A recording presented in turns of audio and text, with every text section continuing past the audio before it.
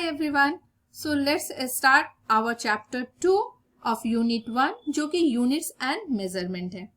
अपने last lecture video में that means in our chapter 1 we have discussed about the physical world और वहां से हम लोगों ने ये जाना कि physics is that branch of science in which we observe, measure and describe natural phenomenon related to matter and energy.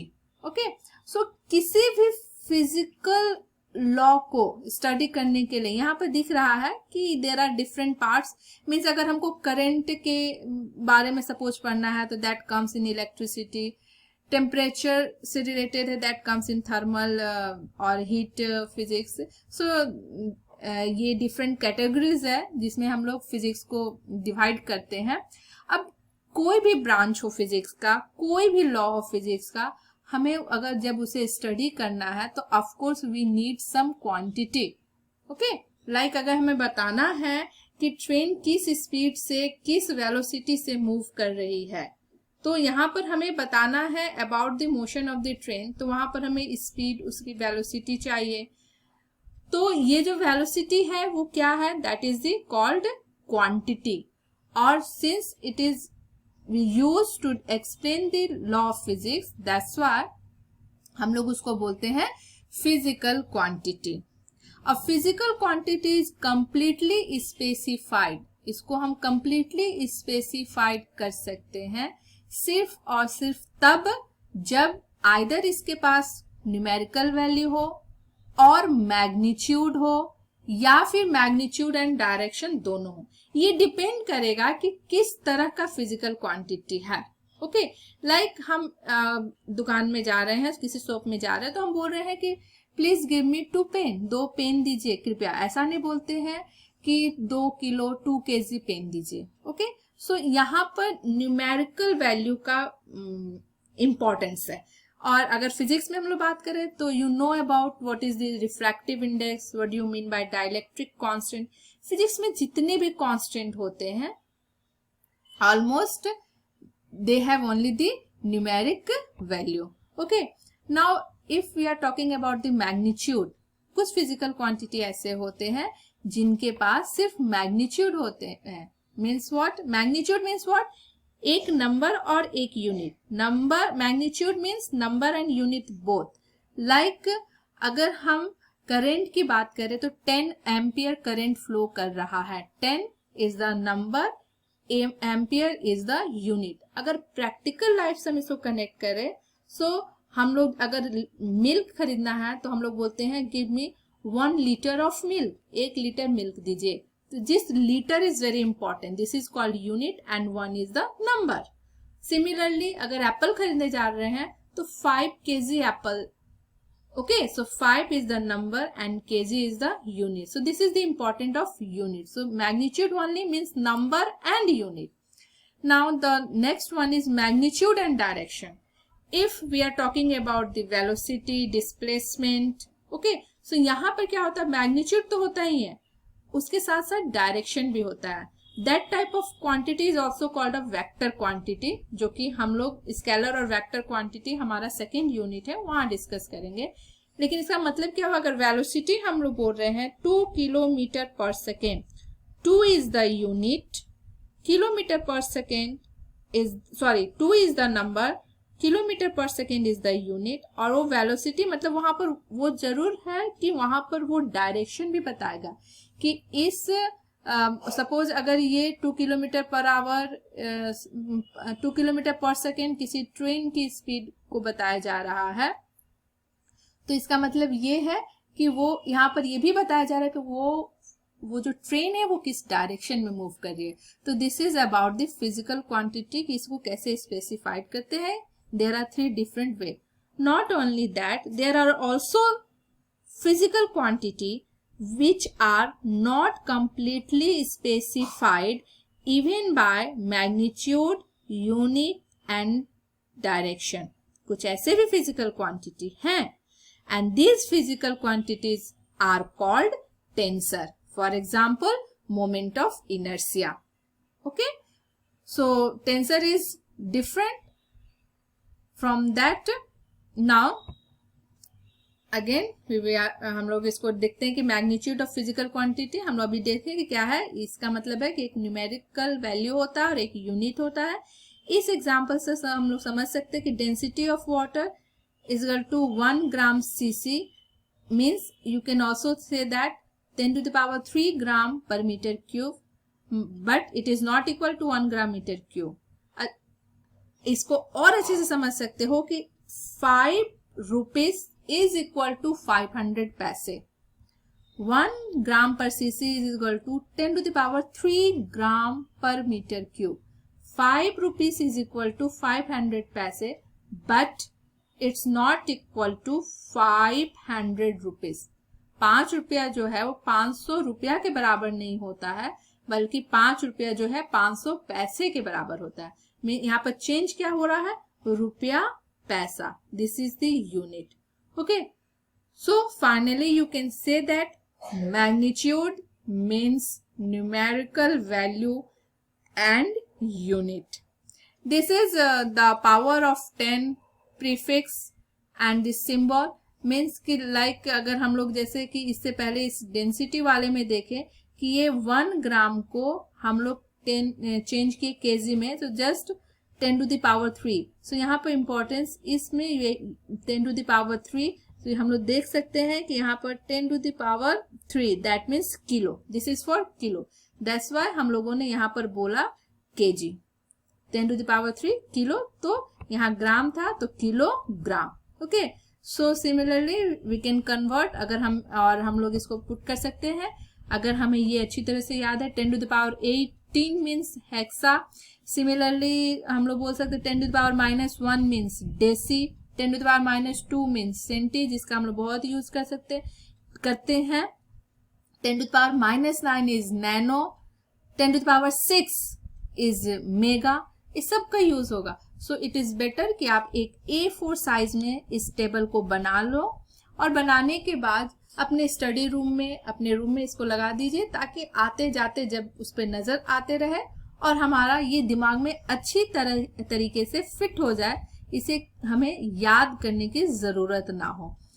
Next, so now it's clear कि what is the meaning of units. अब हमारा ये clear हो गया कि units क्या होता है, ये कितना इंपॉर्टेंट रोल प्ले करता है। जैसे कि अगर हम चले जाएं एप्पल के दुकान में और बोले कि हमें 1 लीटर एप्पल दीजिए, वो यूनिट एंड डायमेंशन नहीं जानता, लेकिन वो आपके ऊपर हंसेगा। So this is the important of units, ये यूनिट्स का इम्पोर्टेंस है। तो अभी ये क्वेश्चन आएगा दिमाग में कि अरे ये बहुत सारे फिजिकल क्वांटिटीज है, तो क्या सारे फिजिकल क्वांटिटीज का अलग अलग यूनिट होता है? ऐसा है? तब तो ये बहुत कॉम्प्लिकेटेड हो जाएगा। सो नो, इसको इजी करने के लिए क्या किया गया कि सिर्फ और सिर्फ 3 फंडामेंटल यूनिट्स को लिया गया, that is mass, length and time. Mass, length and time. और बाकी जितने भी यूनिट्स है, ये बाकी सारे यूनिट्स को इन तीनों यूनिट्स के हेल्प से डिराइव किया गया। That's why it is called the derived unit. So you can say that the physical quantities mass, length and time are chosen as a fundamental quantities, and other units which can be expressed in terms of fundamental units are called derived units. A complete set of units, both fundamental and derived, for all kinds of physical quantity is called a system of units. There are several system of units which have been employed for describing measurement. These are the few system which are given here. These 3 are given here. Means what कि अब इसको दूसरे तरीके से हम ऐसे समझ सकते हैं कि हमें एक सिम कार्ड चाहिए बात करने के लिए। That means for this we have to first decide कि हम किस नेटवर्क को पर ज्यादा बिलीव कर सकते हैं, BSNL, Jio, Airtel, so there are different network जो कि अवेलेबल है, तो हम उसमें से एक सेलेक्ट करते हैं। सो यहाँ पर बोल सकते हैं कि these are the network system, okay, system of the network, different network का अवेलेबल है, हम लोग किसी एक को चूज करते हैं, फिर उसको पिक करते हैं। सिमिलरली यहाँ पर भी हम लोगों को ये 3 डिफरेंट, बहुत सारे हैं जिसमें से मेन 3 को दिखलाया जा रहा है यहाँ पर। Gaussian system of unit, foot pound second system, metre kilogram second system. जैसा कि बताया गया कि लेंथ, मास एंड टाइम ये फंडामेंटल क्वांटिटी है। लेंथ, मास एंड टाइम यहाँ पर जैसा दिखाया जा रहा है, लेंथ, मास एंड टाइम। तो वहां पर जैसे अगर एफपीएस के सिस्टम की हम बात करें तो लेंथ के लिए फुट और मास के लिए पाउंड और सेकेंड टाइम के लिए सेकेंड लेते हैं। सिमिलरली एमकेएस सिस्टम में लेंथ के लिए मीटर, मास के लिए किलोग्राम और टाइम के लिए सेकेंड। और यहाँ पर सीजीएस सिस्टम में लेंथ के लिए सेंटीमीटर और मास के लिए ग्राम और टाइम के लिए सेकेंड। तीनों में टाइम के लिए हम लोग सेकेंड ही लिए। तो हम लोग दिख रहा है कि किसी भी सिस्टम में 3 ही यूनिट्स का इंपॉर्टेंट दिया गया है, length, mass and time, accordingly यहाँ पर दिया गया है। लेकिन बाद में फिर ये देखा गया कि, और यहाँ पर कुछ हम उसको बाद में डिस्कस, यहाँ पर देख सकते हैं हम लोग physical quantity in different system, कि ये लेंथ, मास, टाइम, सीजीएस जो कि अभी हम लोग डिस्कस किए, सेंटीमीटर ग्राम सेकेंड, एमकेएस में मीटर किलोग्राम सेकेंड, एफपीएस में दिस, और ये मतलब force we know that is equal to what, mass into acceleration. फिर एक्सेलरेशन को हम लोग डिफाइन करके उसके फॉर्मूला को पुट करके ये हमारा निकला। तो दिस इज कॉल्ड कि डिराइव्ड, ये हम लोग इस फंडामेंटल से फाइंड आउट किए हैं। Main are 3, length, mass and time. Now next is our about the international system. अभी तक हम लोग 3 सिस्टम देखे, सीजीएस, एफपीएस एंड एमकेएस। फिर अब ये कंफ्यूजन क्रिएट होने लगा कि कौन सा यूज करें, कहीं पर कुछ कहीं पर कुछ। सो इट इज बेटर कि ये फाइनली डिसाइड हुआ इन 1971। 1971 में ये डिसाइड हुआ कि नहीं, इट इज बेटर कि सब लोग एक ही सिस्टम को अडॉप्ट करें, that is called the SI units. और यहाँ पे इसका फुल फॉर्म हुआ इंटरनेशनल सिस्टम। और यहाँ पर क्या किया कि ये 3 फंडामेंटल तो लिया गया, length, mass and time, metre kilogram second. उसके बाद electric current ampere, temperature kelvin, amount of substance mole and luminous intensity candela, ये 7, और इसको बोला जाता है fundamental quantities and there SI. तो यहाँ पर एसआई यूनिट्स में 7 क्वांटिटीज को एक्सप्लेन किया गया है। अब अगर हम डायमेंशन एंड डायमेंशनल फॉर्मूला की बात करें कि किसी भी फिजिकल क्वांटिटी का डायमेंशन एंड डायमेंशनल फॉर्मूला क्या होता है, इसको डिटेल में हम लोग नेक्स्ट चैप्टर में देखेंगे। यहाँ पर हम लोग ब्रीफ में देख लेते हैं कि ये होता क्या है। तो dimension of physical quantity are the powers to which the fundamental quantity must be raised to represent the physical quantity. Means what, कि अगर हम लोग एक एग्जाम्पल लेते हैं तो ज्यादा समझ में आएगा। एक एग्जाम्पल लिए डेंसिटी, जिसका सिंबल रो है, ओके। इसको हम लोग जानते हैं कि density is equal to mass by volume. Mass के लिए वी नो m, और वॉल्यूम के प्लेस पे हम लोग लिख सकते हैं L to the power 3, L cube. और ये हमारा हो गया, अगर हम ये ऊपर ले जाते हैं तो ऑफ कोर्स वो माइनस में कन्वर्ट हो जाएगा, तो m L माइनस 3। तो डेंसिटी, डायमेंशन की बात करें तो डेंसिटी का dimension 1 in mass minus 3 in length, और टाइम का यहाँ टर्म ही नहीं है इसलिए 0 इन टाइम। अगर डायमेंशनल फॉर्मूला की बात करें कि क्या होगा, तो ये जो हम लोगों ने फाइंड आउट किया, this is the dimensional formula. चूंकि यहाँ पर t नहीं है तो t टू द पावर 0 लिख भी सकते हैं या फिर नहीं भी लिख सकते हैं।